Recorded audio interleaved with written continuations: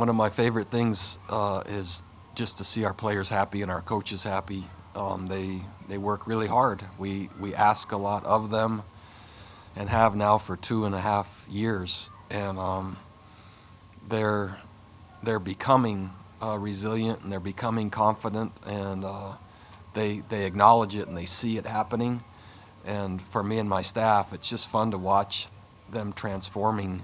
Not transformed, but transforming, and to see them feel that and sense it, and to see them gain confidence. It was really gratifying to see the energy in our crowd. I think it was the best crowd since I've been the coach here. I'm not talking about the numbers. I'm just talking about how engaged they were, and that atmosphere made a difference and makes a difference. And I sensed maybe a beginning of what this really can be, and more folks catching on and maybe believing this is for real and it's going to happen. And so I just was proud of my team. And again, when you're in ACC football, you have to make enough plays to win, and the games will be close and they'll be competitive, and that's what we did. Really proud of our defensive staff again. The young guns on that side of the ball, I'm as happy for them as I am our players. Just 3 of them were my former players, and to see them now kind of passing that culture on is super gratifying.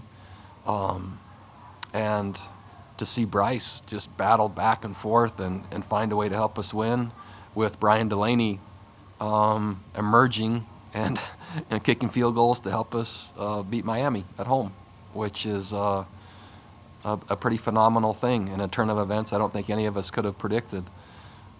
So just overall, a great night for Virginia football, the players, the fans, and our coaches.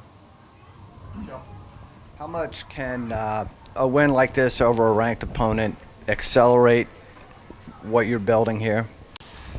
Wow, the sheer number and quality of recruits that came to this game exceeded that of any game that we've had in my time here. And when you play well and you show and they can see what it is, yeah, I think you gain significant momentum. We don't have to send them an edit, and I don't have to write them a note. They can see and experience and feel what Virginia football is in an authentic view. And so it absolutely helps, and especially when it's earned and it's not an accident and it's not a fluke and it's not explain-awayable. We won the game, and that has to be acknowledged.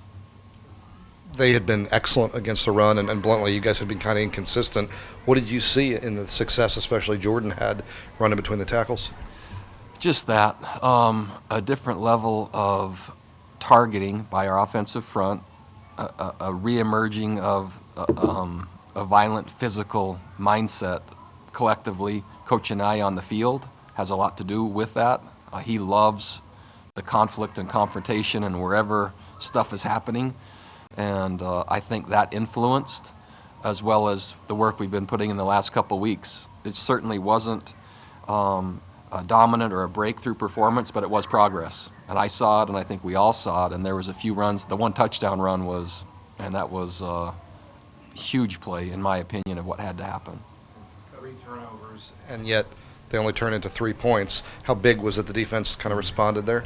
It's huge. Yeah, and it looked like they wanted to play, and they were anxious to play regardless of the circumstance, and they felt confident. And I sensed that during the week, and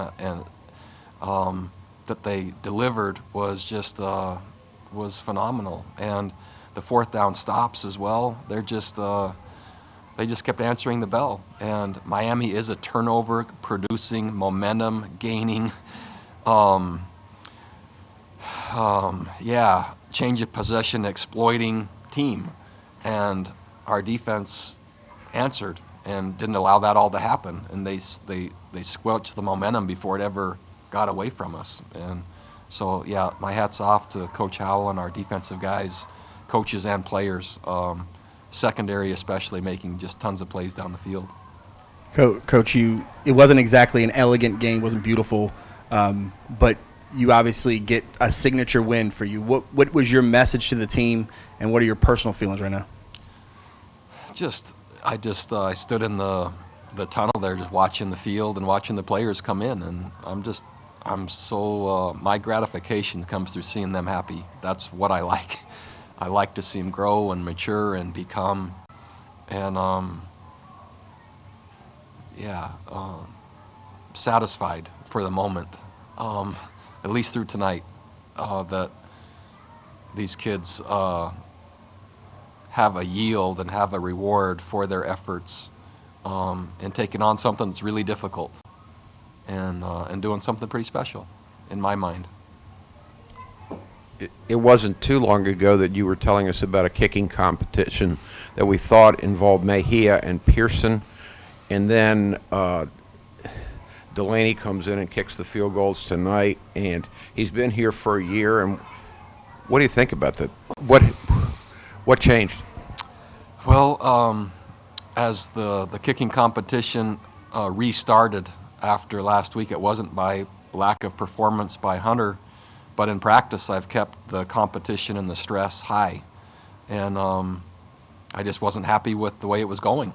And Brian kept kicking the ball in the end zone on kickoffs, and all of a sudden his percentages started to say, wait a second, he deserves consideration. And so it came down to Brian, Delaney, and Hunter matching off, and Brian won the job in practice. And that's huge risk, right, because it's not in a game. But after talking with Coach Brumfield and Drew Meyer, who is our graduate assistant who works with our kicking, I asked them simply, what do you think? And they said, Brian. And so I went with that. And Brian was chosen by our team to break the rock today. So pretty cool that he comes out of nowhere, wins the kicking job, kicks field goals against Miami, and all of a sudden is swinging a sledgehammer with his teammates cheering for him. Bronco, right here, I'm sorry.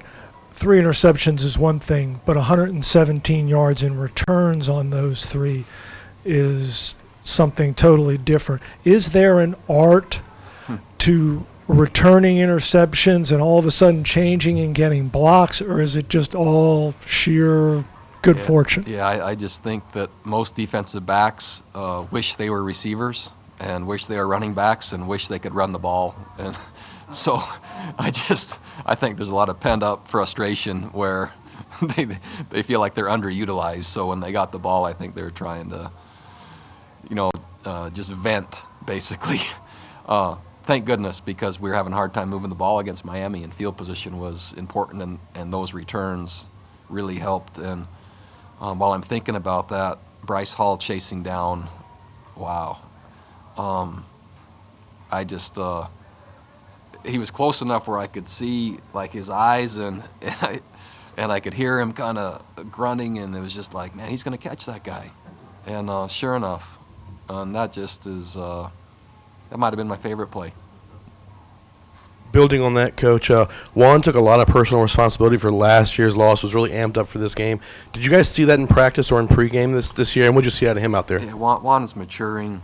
We had a pretty blunt conversation early this year, and he was performing and playing exactly as he was practicing, and I said that would be okay if you want to be an average player. And he took that, and since then, and that was early in the season, he has been responding really well to become what he needs to be for our team and what he wants to be. And so it's fun to see him have success, and that allows trust to keep being built between he and I and his teammates, and then it allows him to be propelled to another place. And Brad mentioned your signature win, but could you have imagined you get your signature win on a night where Bryce Perkins has his worst performance of the year and allow him to touch the ball 3 times? You never know, right? I mean, I've never been able to predict an outcome of a game yet, but what I can predict is how my team will show up to work, and how they'll respond, and now after 2.5 years, and they believe in our culture, they believe in our future, and they trust each other and they trust us, and that's the most gratifying thing to be part of as a coach. It doesn't guarantee one other thing this year, but it guaranteed victory tonight, and that's enough for right now, as of 11:05. Three questions over here. If anybody needs wine, he's already about to. Coach, it wasn't necessarily the most statistically dominant offensive performance, but it seemed like the offensive line got stronger and stronger as that game wore on. How much of that was a product of what your defense did limiting Miami, and how much of that is this offensive line continuing to come together? I think it was both. I think our defense, our offense started feeding off of our defense, and I think they wanted to do their part. And again, I think they targeted more correctly, and I think they blocked harder and more tenaciously. There was a different edge that is re-emerging after we've lost it for a little bit. Coach, Bryce throws 3 interceptions and you win. Evan Butts returns an onside kick 30 yards. Oh, I forgot about that. How about that? So it looks like almost anything is possible. Would you say that you guys could be considered legitimate contenders for the Coastal Championship? I don't know. I'm not willing to limit anyone on my team individually or collectively. I do know that as you start mentioning those names, I just smile, because Evan Butts, who better to be in a critical moment making a play. And hard to script anything that happened today other than the right kids are at Virginia playing and trying as hard as they can, and they were capable enough to help us win. Your questions from Mike and Jeff. Your last possession of the first half, did Brian bail you out a little with that long field? Was that mismanaged from clockwise? No, so I'll explain that. We really weren't planning to attempt to score. I was intent on being conservative at that point and just allowing to go at halftime how we were. And then we had a running play, if I remember right, that gave us a first down. That then was a game changer. So then we went into 2-minute mode, which then put us into field goal range. So, but our intent was not to be aggressive in that circumstance. It was just to take the game right from there and take it into halftime. And then the run broke. And was there a mark you were trying to get to? 30. Yeah, minimum mark was 30. You got Malcolm Cook back tonight. I know he was in on at least one of the fourth down stops. How did he and Rob kind of do in tandem tonight? Yeah, so I wish I could explain that more. I think Rob got beat up a little bit, and Malcolm was anything but 100%. So together they kind of made one person and helped us. So I don't have enough detail to go any further than that. Jeff Thomas, their receiver, number 4, was averaging 25 yards a catch. Tonight, 1 catch, 5 yards. How much of a focus was he of the plan you and your staff put together? Huge part of the focus by Coach Howell, and we knew momentum came in big chunks for them. They had one tonight, the giant run, and man, they had another fourth down catch that was pretty big, but we were aware of him at all times and had some answers. A lot of the answers were just, could we affect the quarterback enough to not get it to him? So that helped after the first quarterback was replaced. Eventually, their second quarterback had some success kind of scrambling, but not enough success to get the ball to one of their best players, which was part of our plan.